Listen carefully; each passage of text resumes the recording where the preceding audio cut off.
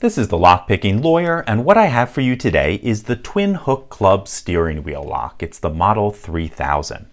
The reason Club switched from a single hook to a double hook design was that thieves were defeating these locks by cutting the steering wheel with a hacksaw. By using 4 hooks rather than just 2, a thief would be forced to cut the steering wheel at least 2 different locations, thus doubling the amount of time to execute this common attack.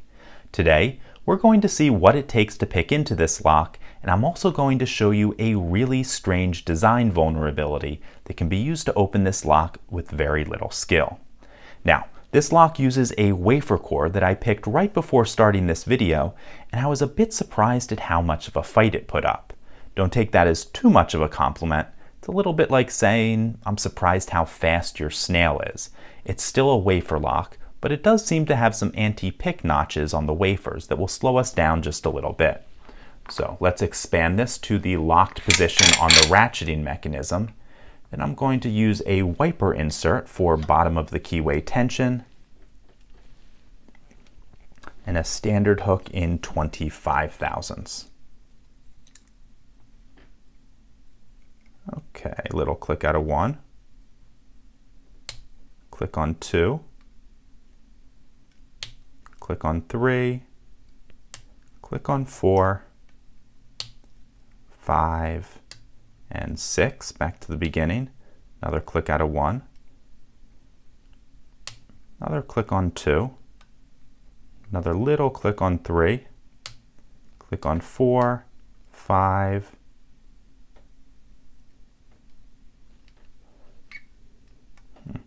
there we go, another click on 6, nothing on 1, click on 2, nothing on 3, 4, 5, there we go, and 6, not sure, 1 feels set, nothing on 2, 3, 4, click on 5, nothing on 6, not sure what's holding us up, there we go, just 1 more click out of 2. As you could see, we got multiple clicks out of every single wafer, and that was after I started using heavy tension. It actually was even worse when I was using lighter tension on my first attempt. So, not too long a time to get into this, but still pretty good for a wafer lock. We're probably not going to rake it open. Now, as I showed you, we do have a ratcheting mechanism here, and usually with ratcheting mechanisms come a shimming exploit.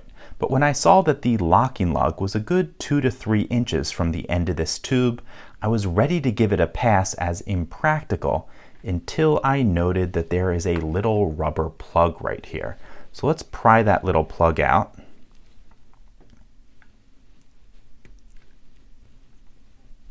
And you can see the side of this rod, and right on the other side of that rod is the locking lug that holds everything closed.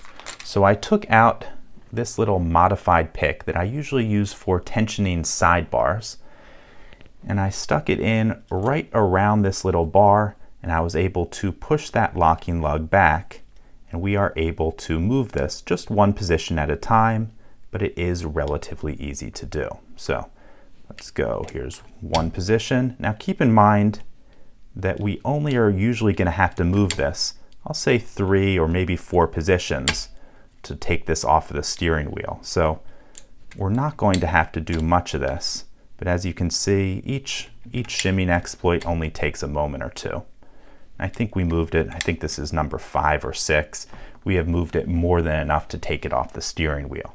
So all in all, I suppose this lock is better than nothing, but the wafer core could certainly be improved, and that rubber stopper used at a critical location in the lock body, I think, is entirely inexcusable. That's all I have for you today. If you do have any questions or comments about this, please put them below. If you liked this video and would like to see more like it, please subscribe, and as always, have a nice day. Thank you.